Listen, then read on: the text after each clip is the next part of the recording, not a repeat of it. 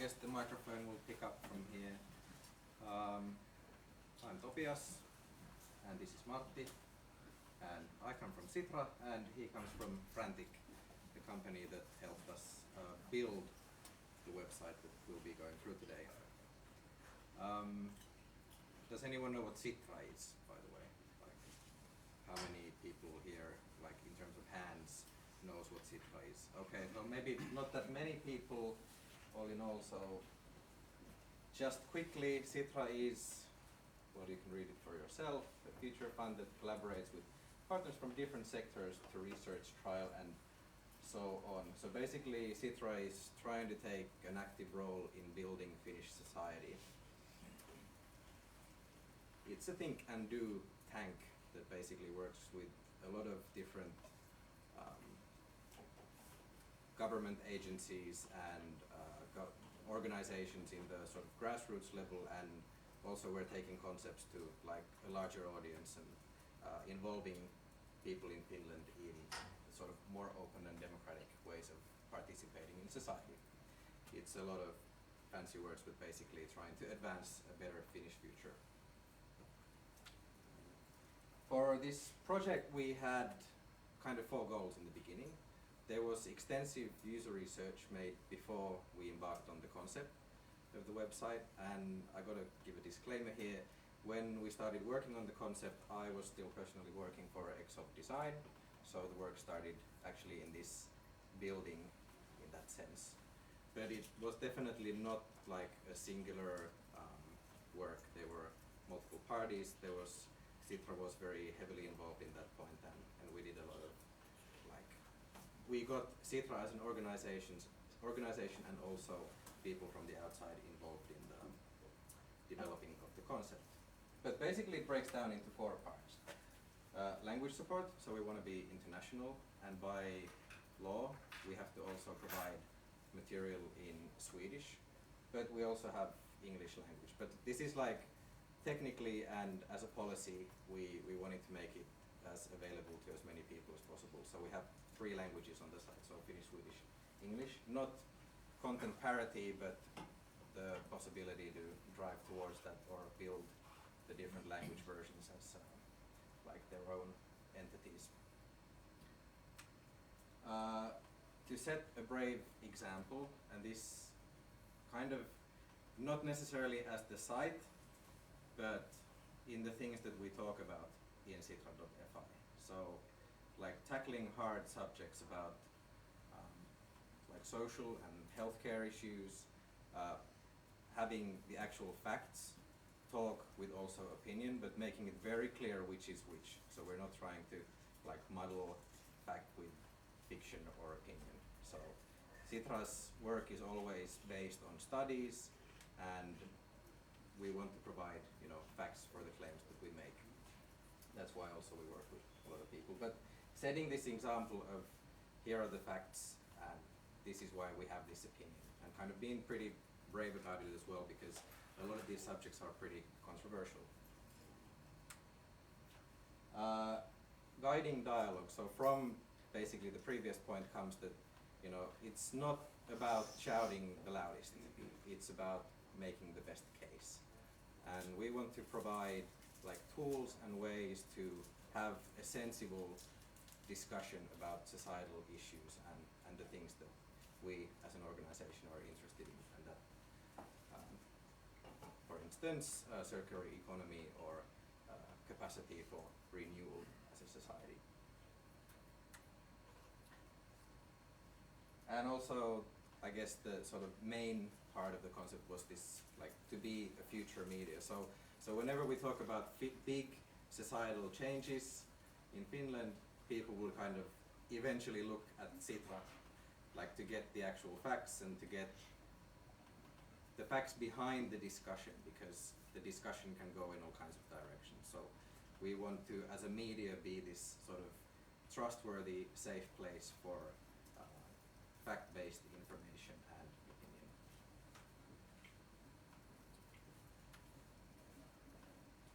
It's been a huge project, like technically, but also I would say like one of the hugest parts of this has to be the content. there is basically content from 2 previous versions of the website, which were running on Drupal. So, and it wasn't just bringing the old content to the new site, although technically that was basically. That was one part of the project. Quite huge part was the import articles from the old site to the new site. Yes. I think there was something like 5,000 different articles in the old site. Not to mention publications, and also because Sitra's basically divided into 4 themes, and then under those themes there are like sub-themes that we work in these key areas. So there was this bringing the old content and fitting it into the new model dilemma that we needed to solve. But we basically solved it through conceptualizing all the different types of stories or content that we wanted to bring in. So there's a lot of work has gone into conceptualizing different types of articles and different types of content, basically. And that, one more comment on this, that has also, like, we've had the whole communications team working on this, and also we've had Milton helping us create the different story types, and basically yes, this is where the real big work happens on a daily basis, so it's a huge part of it. And maybe related to that would be the content types and story types. So on a technical level, it's pretty simple. I mean, we have the basic content types in Sitra.fi that WordPress provides. Yeah, there's like a lot of custom post types, of course, but yeah. But basically, then from those we have different flavors. So, and those are the conceptualized. So we have blogs, which do not appear with the name blog, but they are like very tightly defined types of, let's say, comment on an issue or opinion piece. So it's more like a conceptual, not so much technical thing. But when we work together, like, we have this like very content oriented, very like words oriented organization, and then we have the technical side to it. There's this risk that things get muddled. Like you talk about content types. Well, for a developer, content type will mean in WordPress that it's an actual content type that appears in the left-hand side of the admin menu. This is my explanation, designer explanation. But then for a content creator, I might be using content type as a word for, let's say, a column or an article. So this was kind of a challenge to get the words in sync, that we're talking the same language. And it's kind of it's a thing that you constantly have to practice, because different people come on, and then because the similarity of terminology can make for interesting, quick, or sort of bad decisions because you didn't realize that you were working on the wrong thing because the words are the same. We're still mixing up. I thought this about the WordPress content types. Yeah, so, yeah. You have to constantly try to make to speak the same language. Yeah.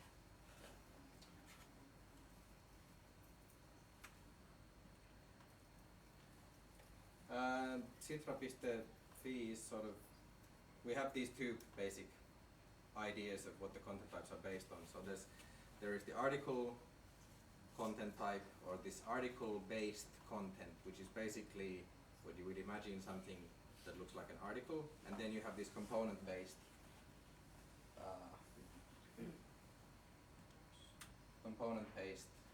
content, and maybe it would be useful if we look at those in actual, like what they look like.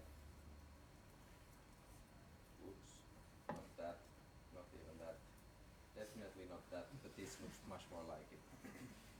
So this, for instance, is a component based page, And everything from our projects to key areas to themes is basically built with these components.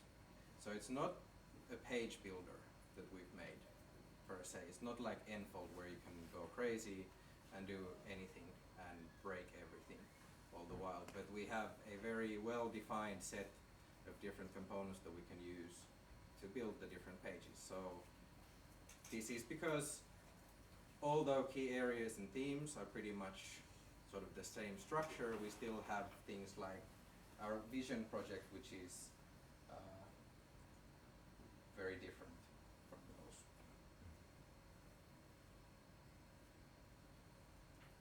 So this page uses exactly the same components as the previous page, but we can make something very different in terms of the structure. And of course this gives us a lot of flexibility, but at the same time there's a risk of using it however.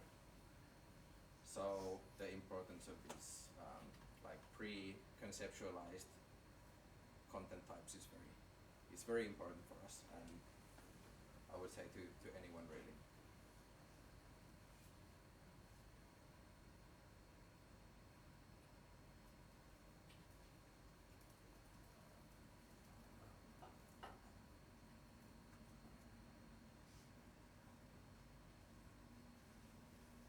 No?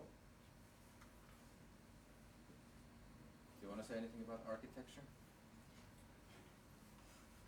Yeah, like I think the components are like big parts of this site's architecture, and like heavily related to the architecture of the code.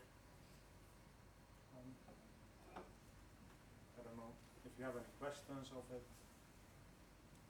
I thought it looked like this.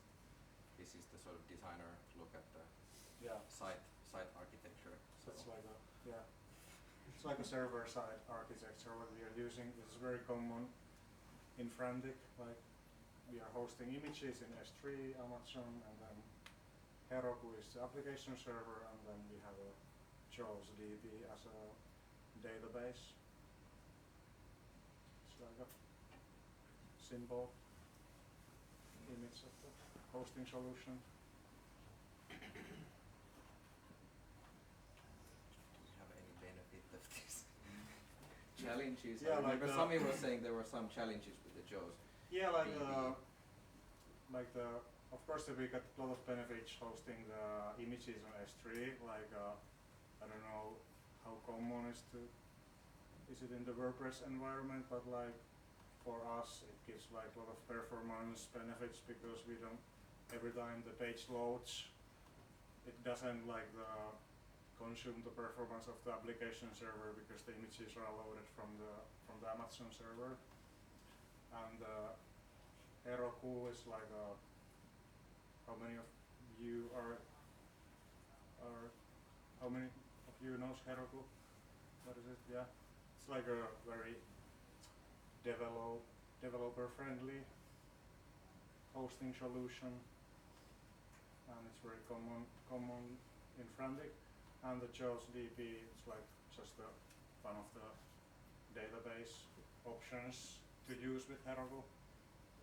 And of course, like one challenge with WordPress is that WordPress is, if you are using a lot of plugins with your WordPress site, it's appears to like create a lot of database queries at some point. And then when your database is on different server than your application server, it actually those database queries are causing some network latency. So that's why in this environment you have to like concentrate to the performance all the time. But yeah, and use caching and things like that.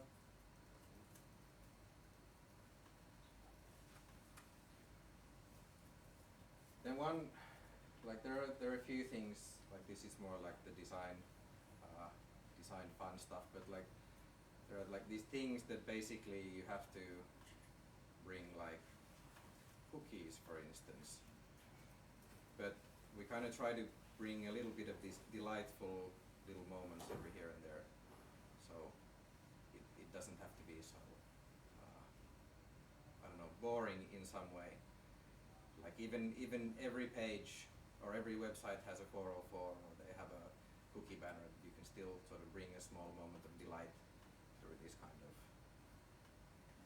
you know, not taking it too seriously and also underlining the fact that you kind of have to do this type of thing. So, and that is one place where like the brand of Sitra, which is also brand new, can kind of talk in a good way and like show that there is opportunity in this annoying box that I always have to close before I get to enter a site.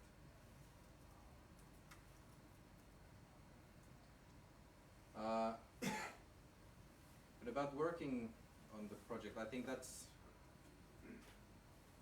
maybe the main takeaway here is that it has been a huge benefit to work in the same space as the developers. So pretty much during the whole of this development, the Frantic guys have been sitting in our office at least 3 days a week, and it was basically shaved off the overhead from like, going back and forth through email or using any communications platform. So like very open, immediate communication has been key to getting the project done in its time frame, and done so well as well. So we don't sort of spend time going back and forth in email, but this very immediate feeling of doing things together. It can also be a lot of fun. Sometimes things get heated, but mostly it's mostly it's a lot of fun doing things like that. So I think that has been one of the key factors behind a successful project. Yeah, at least myself, I think it's easier to communicate like face to face, comparing to the even in like nowadays we have a lot of tools for communication like in like Slack and email and stuff, but like face to face you always it's like faster to clear things, which might be even sometimes like the things might be difficult to discuss even in face to face, so it's much more complicated in Slack. Because we're talking about technical things and they might be difficult sometimes. Yeah, nuances at can least be for hard me. to pick up. Yeah.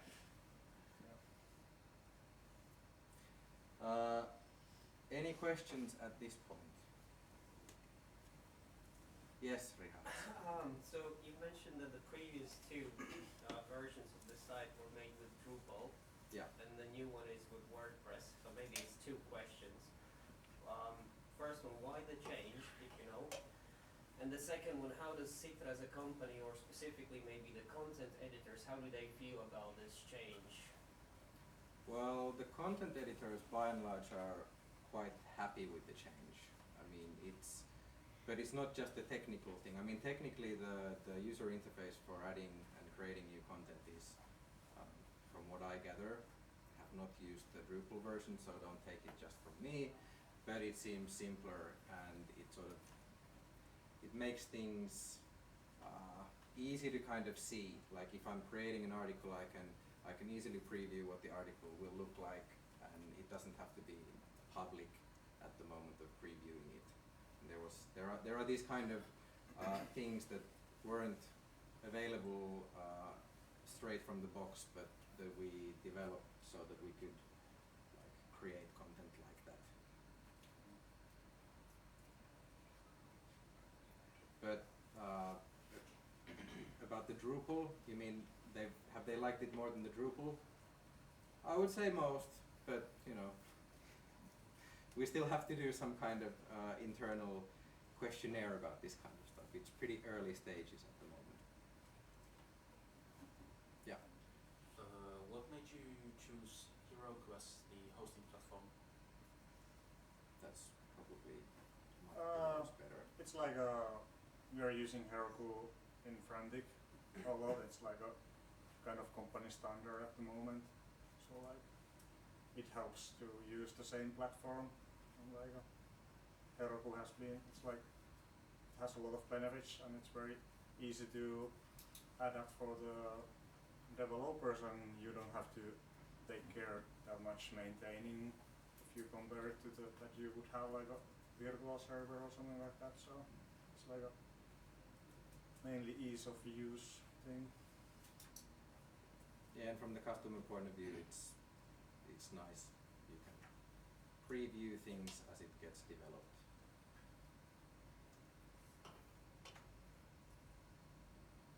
Any other questions? Yes. In the architecture section, you mentioned that it helps. This system helps with the database inquiries or something like that. Can you expand a little bit more on that? Yeah, like I think this system doesn't like really like help you with database queries. Like the problem is with WordPress sometimes is that if you're using a lot of plugins, it actually, some of the plugins will create a lot of database queries. So like that's like has been one of the problems in this project, that we have to, if you're using Heroku and your database is in different server, like then you have to really concentrate to the performance and try to optimize the site so it wouldn't do that many queries and use caching and things like that. It's like, Was this like case Yoast? Was this Yoast thing? I don't even remember anymore which problem we had with Yoast, but yeah. Yeah. Probably. Yeah, there was a very weird Yoast problem with long content. Oh yeah, that's It like was querying every word all the Yeah. time on every change. So when you have, because we also like, maybe like one of the behind concepts here is also that any content that we create, because previously Sitra has been doing a lot of PDFs of publications, but now we have an actual content type on the website. We can make web publications, you can have the index. But of course a web publication is basically like a book on the web. So you have like thousands and thousands of words, and then Yoast, which is like the CEO, like CEO. search engine SEO. optimization tool. SEO, yes. SEO, yeah. Not CEO. CEO is something else. CEO optimization. Yeah. Yeah, something different. Yeah. But that was trying to ping all the time, and it was basically making it impossible to update content, because every time you press the key it would go somewhere else and check. It actually checks if your content is, so I don't know, like readability of the content or something like that. Make some SEO for the content every key press. So that was something we needed to disable. Yeah. Yeah, I was wondering about that. Is that something that you at Sitra pay a lot of attention to, the search engine optimization in the way you structure the articles? Yes, it is something. It's like built basically into the post types. Like we have the concept for a type of text, for instance, and it is sort of taken into account that the text in itself is sort of good for search engines.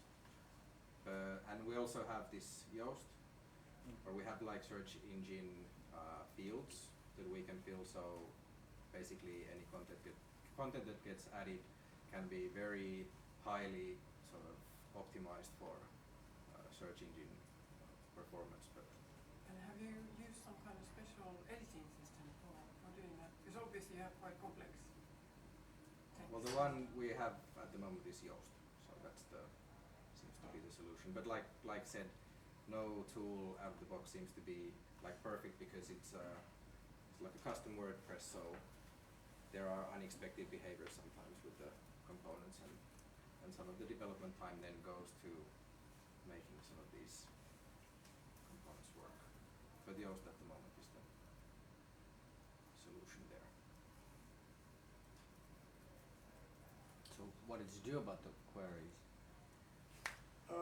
We needed to we make a lot of optimization for we're using ACF, if you have heard of this advanced custom fields plugin for WordPress. So it's not like ACF doesn't like optimize the queries a lot by itself, so we needed to kind of like bypass some of the ACF functions. Like we try to avoid using like get field functions in the ACF, because like get field functions sometimes creates like 5 database queries, like one single get field. And yeah, we have a lot of like small hacks we need to do to get it like to reduce the database queries. But like currently it's working really well.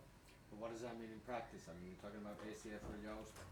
Are you touching plugin code or not? Or No. just through filters or hooks and No, we're not touching like the plugin code, but we are trying to like get the content from ACF with like more optimized way. Like right.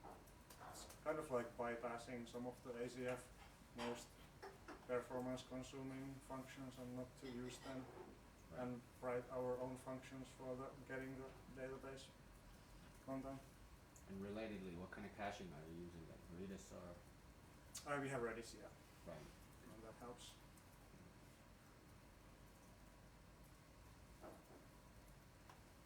Anything else of interest? No. Well, yes. No design related questions? Yes, larger topic. So you're talking Yes. about the different content types. Yes. Either your version of it or your version of it. Yeah. But you have content. You have the people that write the content. Yeah. How do you communicate to them? You said new people come into the team. Yeah. How do you teach them? You know, because you have to kind of write the content Mm. for what you've designed. Yes. So how do you communicate that? Do you have a There is- manual or? Yes, basically that's exactly what we have. We have a writing manual and examples of the different types of texts. So let's say something like a comment, which is basically a content type, well actually like a pick from the web, which is a content type or text type, this is the problem. Text type, basically very short text, lifting up something from the web. Don't say too much, get out what it's about and then direct someone to this content because we think it's good. Or then a opinion piece, which is structured in a certain way, because Sitra is not just communicators. We have a team of, how many of us are there, like 30 or some, not 30. Someone will correct me when I get back, but anyway, if I say 30, it's about in that ballpark. But not everyone is a communicator in Sitra or working for the communications team, so all these specialists also who do write the opinion pieces, it's good for them to have the structure.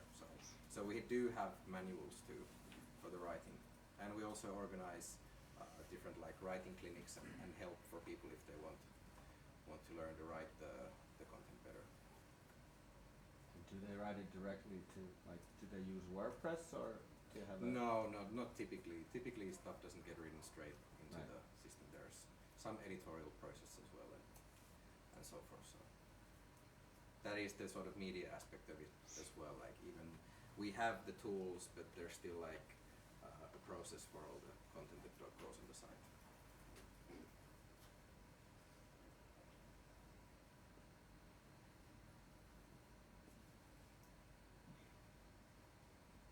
Nothing else related to content or typography, or I had some slides which I reserved in case someone's interested. No one's interested in typography. Everybody's interested in typography. Everybody. Okay, so it's old and new, and it's also there's kind of a wordplay going on here because this one is called Rational, and this one's called Minion. And Minion is a very old typeface, and Rational is I think pretty new, but it sounds nice as a combination, and it looks pretty nice. And basically the Sitra new brand builds upon typography and then the use of these sliced up images. And at the moment the website is the best place to kind of get a glimpse of that. But we can do all kinds of nice stuff with this typography, like all of the. Oh yeah, we can also do SVG titles. So instead of just having text titles on the website, we can also like brand particular pages. So if we have a project that, let's say, it has a like social aspect to it, like we want it to have a hashtag and people would identify this project or as itself, like this is its own entity. we can kind of build these mini sites within Sitra.fi that kind of set this page apart. And instead of having like raster images and multiple different types of fonts installed, we can just sort of easily SVG our way through the different types of branding on the website. So with the typography, we kind of go for something very striking but simple and sort of calm, and then it's really up to the content and the way that you use typography to sort of make it shine. But big is big, small is small, these kind of fundamentals at play. Very nice.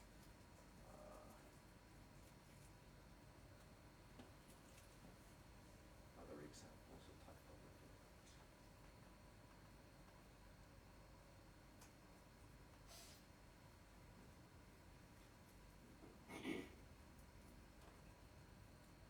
And here is like a good example of like pretty tightly bringing an old type of content to the web, the publications. So long stuff needs its own navigation, because no one's going to read this like tens of thousands of words in one sitting. Anything could happen between, you could close your browser and forget where you are. So we're kind of making this leap towards everything being digital, although we do still have to provide PDFs and print material, but we're like in a ready position to provide digital content of all the stuff that we produce.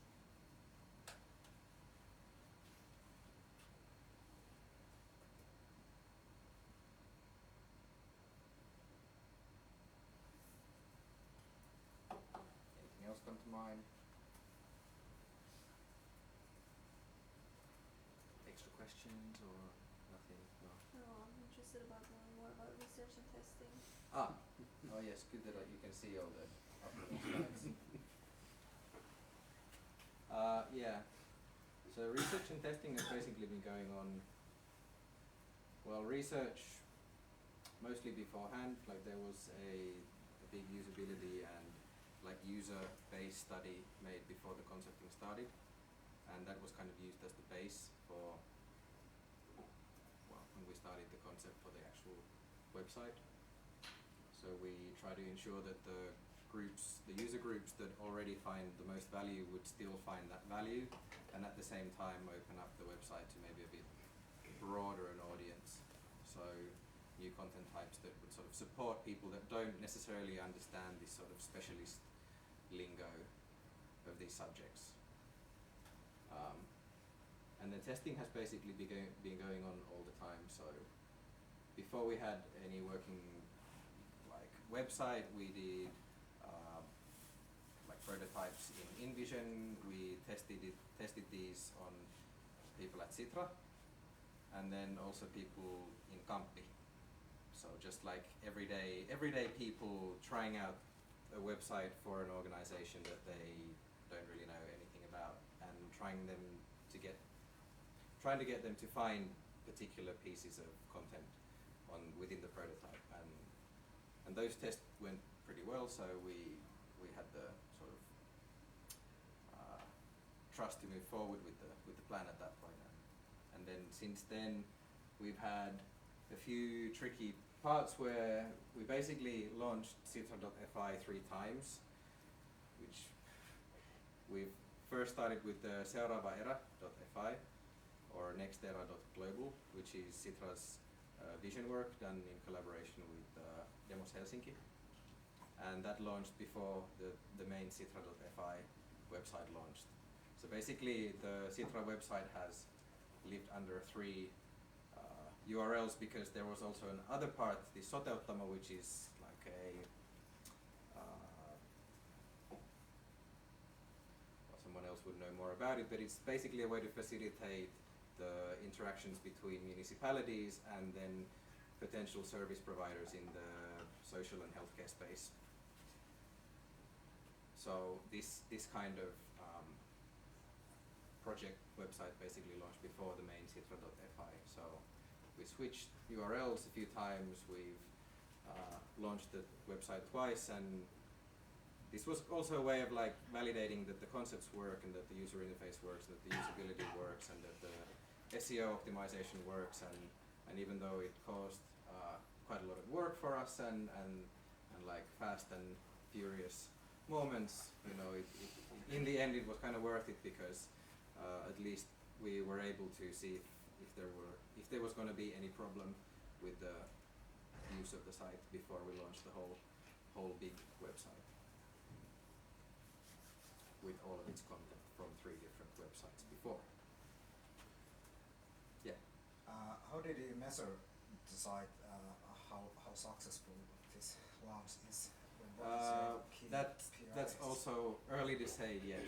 Yeah. So we make different kinds of studies of what some of the studies are how well Sitra is known, and then the website will have its own like study on how well we have sort of reached our goals in the metric side. But as of yet, I don't have any like numbers to give on. Yeah, but where measuring. you still have KPIs, key performance indicators. Yes. And unfortunately, I'm not the person who is sort of on top of the KPIs, so I can't really give a reliable answer to what are the metrics that we're most keenly interested in. But obviously we're interested in like engagement rate and like how long people spend time on the website, and if they actually navigate, and how much they interact with the different types of content, and do they, when they land on the site, will they follow up later on, and this kind of thing. But there are still features missing that we would like to see on the website, so it's a bit early to say yet at this point. And for the typography, did you do some research for which types work best on computers or on mobile? Well, not exactly like research as such. Personally, I tried several different types, but the typography is derived straight from the Sitra brand, and the brand was built upon this Rational and Minion because of its sort of good dynamic. Rational itself offers a huge range of different cuts, and it's sort of very versatile in that sense as a typeface, and it's used in both our print and our web stuff. So and also Minion it's is used for the body copies. Minion, or yeah, that's the Minion. Minion is used for the body, and then Rational is mostly used for like titles and small titles and different kind of contextual labels and things like these. So. And Rational sort of looks a bit futuristic in a way. Like it's got a weird K. And where's the K? I'll show you the K. There's no K here.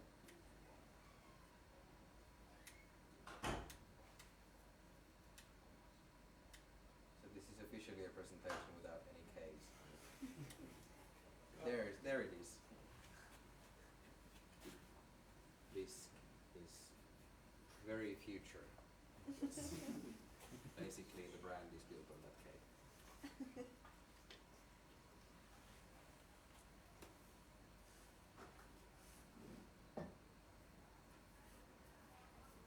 Does that answer the question, or? Okay. Well, if there's no other questions, I guess we're already 15 minutes over time, so feel free to ask any further questions when the presentation is not up on the screen anymore.